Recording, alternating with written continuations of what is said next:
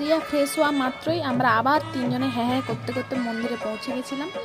হ্যাঁ, কারণ সেখানে অনেক কিছু হচ্ছিল, তোমরাও দেখো কি হচ্ছিল। আমি তো প্রায় আধ ঘন্টা মনে হয় এই ডরিমনের নাচ দেখে আমি পেটে খেয়ে ধরেছি, এত হাসি লাগছিল নাচ দেখে, মানে সত্যি তোমরা দেখো, তোমরাও হাসি পাবে তোমাদের। তারপর সাথীকে এখানে বসে বসেই, যেহেতু সাথীর শরীরটা একটু খারাপ ছিল তাই সাথীকে এখানে বসে বসে সাথীর বিয়ে দিয়ে দিয়েছি আমরা।